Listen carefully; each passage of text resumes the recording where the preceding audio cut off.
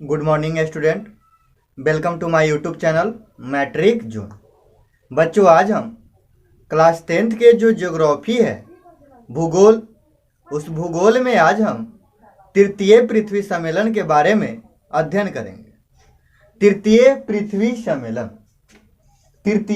सम्मेलन जो है वर्ष 2002 ईस्वी में हुआ था। स्थान है दक्षिण अफ्रीका के जोहान्सबर्ग में हुआ था। क्वेश्चन है कि तृतीय पृथ्वी सम्मेलन कब हुआ था? तो 2002 ईस्वी में। कहाँ हुआ था, यानी किस स्थान पर? तो दक्षिण अफ्रीका के जोहान्सबर्ग में हुआ था। क्वेश्चन है कि तृतीय पृथ्वी सम्मेलन कौन सा स्थान पर हुआ था? तो दक्षिण अफ्रीका के जोहान्सबर्ग में हुआ था। इसका अन्य नाम है, यानी तृतीय पृथ्वी सम्मेलन के अन्य नाम है पलस्टेन सम्मेलन। कहेगा तृतीय पृथ्वी सम्मेलन को पलस्टेन सम्मेलन कहते हैं। क्यों? क्योंकि तृतीय सम्मेलन जो है, तृतीय पृथ्वी सम्मेलन प्रथम पृथ्वी सम्मेलन के 10 वर्षों के बाद हुआ था। इसीलिए हम तृतीय पृथ्वी सम्मेलन को हम पलस्टेन सम्मेलन के नाम से जानते हैं। कहेगा पलस्टेन सम्मेलन क्या है?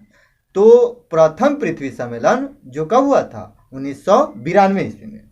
प्रथम पृथ्वी सम्मेलन के 10 वर्षों के बाद जो है क्या हुआ था? तृतीय पृथ्वी सम्मेलन हुआ था। इसीलिए तृतीय पृथ्वी सम्मेलन को हम पलस्टेन सम्मेलन के नाम से जानते हैं। तृतीय पृथ्वी सम्मेलन में जो है 2000 देशों ने भाग लिया था। तृतीय पृथ्वी सम्मेलन में कितने देशों ने भाग लिया था? तो 2000 देशों ने भाग लिया था। इन देशों ने पर्यावरण के संबंध में, किसके संबंध में? पर्यावरण के संबंध में 150 धाराओं पर विचार करने के लिए इस सम्मेलन में भाग लिया था। लेकिन इसका कोई परिणाम नहीं निकला, यानी इस सम्मेलन का जो है कोई परिणाम आगे निकल कर नहीं आया था। क्वेश्चन है तृतीय पृथ्वी सम्मेलन कब हुआ था? तो 2002 में। कहाँ हुआ था? तो स्थान है दक्षिण अफ्रीका के जोहान्सबर्ग में हुआ था। और तृतीय पृथ्वी सम्मेलन को अन्य किस नाम से जानते हैं? तो पलस्टेन सम्मेलन के नाम से जानते हैं। तृतीय पृथ्वी सम्मेलन में कितने देशों ने भाग लिया था? तो 2000 देशों ने भाग लिया हुआ था। तृतीय पृथ्वी सम्मेलन पर यानी कितने धाराओं पर बात किया गया था? तो 150 धाराओं पर बात किया गया, लेकिन इसका कोई परिणाम निकल कर नहीं आया था। उसके बाद जो है यह चैप्टर आपको इतना ही पर समाप्त हो जाता है।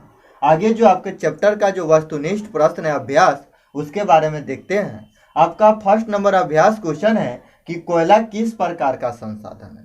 तो कोयला किस प्रकार का संसाधन है, यानी आप इसे क्या करते हैं? एक बार जला देते हैं तो जलने के बाद वह राख बन जाता है, समाप्त हो जाता है, यानी उससे भविष्य में आप उपयोग नहीं कर पाते हैं। इसीलिए वह कौन सा संसाधन होगा? तो अनवीकरणीय संसाधन होगा। उसी प्रकार सेकेंड नंबर आपका क्वेश्चन है कि सौर ऊर्जा कौन सा संसाधन है? तो सौर ऊर्जा यानी सूर्य ऊर्जा, यानी सूर्य से जो ऊर्जा निकलता है। तो कौन सा संसाधन है? यानी सौर ऊर्जा से जो ऊर्जा निकलता है उसे सोलर प्लेट से आप एकत्रित करके बैटरी चार्ज कर सकते हैं और पुनः उससे बल्ब जला सकते हैं। यानी प्रकाश ऊर्जा था, फिर प्रकाश ऊर्जा में बदल सकते हैं। इसीलिए यह जो है आपको नवीकरणीय संसाधन भी हो सकता है और पुनः पूर्ति योग्य संसाधन भी हो सकता है। उसके बाद है तट रेखा से कितने किलोमीटर तक का क्षेत्र अपवर्जक आर्थिक क्षेत्र कहलाता है? तो तट रेखा से जो है आपको 200 किलोमीटर तक का क्षेत्र अपवर्जक आर्थिक क्षेत्र कहलाता है। उसके बाद जो है आपका डाकुओं की अर्थव्यवस्था का संबंध है। तो डाकुओं के अर्थव्यवस्था का संबंध क्या है? तो संसाधन के अनियोजित विदोहन से।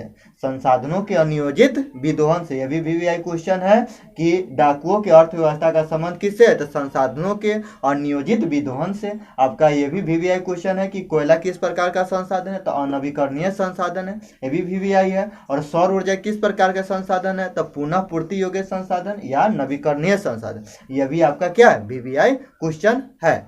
उसके बाद है आपका कि समुद्री क्षेत्र में राजनीतिक सीमा के कितने किलोमीटर के क्षेत्र तक राष्ट्रीय संपदा निहित होता है? यानी क्वेश्चन है आपका वस्तुनिष्ठ के लास्ट है अभ्यास का कि समुद्री क्षेत्र में, यानी समुद्र का जो क्षेत्र होता है उसमें जो उसके बात कर रहे हैं, समुद्री क्षेत्र में राजनीतिक सीमा के कितने किलोमीटर तक के क्षेत्र जो है राष्ट्रीय संपदा निहित होता है? तो आपको यही आंसर हो जाएगा 19.2 किलोमीटर तक का क्षेत्र जो होता है आपको समुद्री क्षेत्र में यानी राजनीतिक सीमा के यानी अंदर आता है। उसके बाद जो है आपका लघु उत्तरीय प्रश्न है।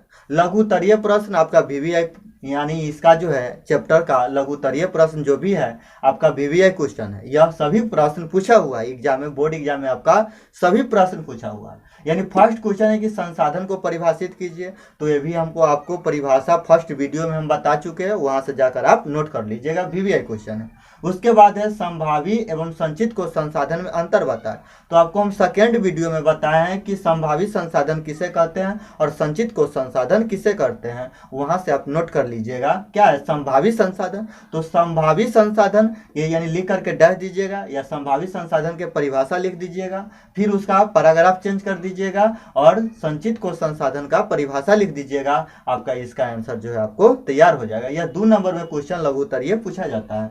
उसके बाद जो है संसाधन संरक्षण की उपयोगिता बताएं, यानी संसाधन संरक्षण की क्या उपयोगिता है। तो इस पृथ्वी पर जो है संसाधन यानी जो वस्तु आप उपयोग करते हैं वे सभी सीमित मात्रा में है। क्योंकि जैसे आप मान लीजिए कि कहीं से आप पृथ्वी के अंदर खोदिएगा तो जो भी कोयला निकलेगा तो ये कि नहीं एक दिन ऐसा आएगा कि वहां से कोयला समाप्त हो जाएगा। इसलिए जो है इस पृथ्वी पर संसाधन जो है सीमित मात्रा में पाया जाता है और उसका आप आवश्यकता से अधिक उपयोग कीजिएगा तो आने वाले पीढ़ी में वो क्या होगा, समाप्त हो जाएगा। और वे जो आने वाले पीढ़ी है उन्हें आप इस संसाधन से अवगत नहीं करा पाएंगे। अतः उन व्यक्तियों को इन संसाधनों से अवगत कराने के लिए संसाधनों का यानी संरक्षण अति आवश्यक है। क्वेश्चन है वीवीआई क्वेश्चन पूछा जाता है 2 नंबर में कि संसाधन के संरक्षण से आप क्या समझते हैं, तो बोलेंगे इस पृथ्वी पर जो भी वस्तु है वे सभी सीमित मात्रा में पाया जाता है और आप उसे आवश्यकता से अधिक उपयोग कीजिएगा तो आने वाले पीढ़ी में क्या होगा, समाप्त हो जाएगा। जिसके कारण यानी उन व्यक्तियों को इन वस्तुओं से अवगत कराने के लिए संसाधनों का संरक्षण अति आवश्यक है। उसके बाद जो है संसाधन निर्माण में तकनीकी की क्या भूमिका है, यानी संसाधन निर्माण में तकनीक यानी बनाने वाले वस्तु यानी मशीन की क्या उपयोगिता है उसके बारे में आपको बताना है। तो संसाधन निर्माण में तकनीकी का महत्वपूर्ण स्थान माना जाता है क्योंकि तकनीक के माध्यम से वस्तुओं का रंग रूप आकार विभिन्न प्रकार के रंग रूप आकार क्या किया जाता है, प्रदान किया जाता है, जिससे यानी वस्तुओं का जो है मांग बढ़ जाता है, वस्तु का कीमत बढ़ जाता है, जिसके कारण जो है वस्तु यानी क्या होते हैं, वस्तु की उपयोगिता बढ़ जाती है। इसलिए संसाधनों का क्या है यानी संसाधन निर्माण में तकनीकी का महत्वपूर्ण स्थान माना जाता है। क्वेश्चन है संसाधन निर्माण में तकनीकी का क्या भूमिका है, तो संसाधन निर्माण में तकनीकी का महत्वपूर्ण स्थान माना जाता है क्योंकि तकनीक के माध्यम से वस्तुओं का विभिन्न प्रकार के रंग रूप आकार प्रदान किया जाता है, जिससे वस्तु की उपयोगिता क्या होती है, बढ़ जाती है। इसीलिए संसाधन जो है आपको इसीलिए संसाधन निर्माण में तकनीकी का महत्वपूर्ण स्थान माना जाता है। उसके बाद जो है आपका नेक्स्ट आपका दीर्घ उत्तरीय प्रश्न है कि संसाधन के विकास में सतत विकास की क्या अवधारणा है। संसाधन के विकास में सतत विकास की क्या अवधारणा है, तो सतत मतलब होता है लगातार। सतत का शाब्दिक अर्थ क्या होता है, लगातार। तो सतत विकास की अवधारणा से आप क्या समझते हैं, तो बोलेंगे सतत विकास का शाब्दिक अर्थ होता है, सतत विकास का शाब्दिक अर्थ होता है लगातार विकास। सतत विकास का शाब्दिक अर्थ क्या होता है, तो लगातार विकास होता है, अर्थात वैसे संसाधनों का निर्माण किया जाना चाहिए, यानी वैसे संसाधनों का निर्माण होना चाहिए जिससे वर्तमान पीढ़ी के भी लाभ हो और आने वाले पीढ़ी को भी क्या हो सके, लाभ हो सके। तो वैसे संसाधन को हम सतत विकास की संसाधन के नाम से जानते हैं या सतत संसाधन के नाम से जानते हैं। क्वेश्चन है सतत संसाधन किसे कहते हैं, तो वैसे संसाधन या ऐसे बोलेंगे सतत संसाधन किसे कहते हैं, तो सतत संसाधन का शाब्दिक अर्थ होता है लगातार विकास।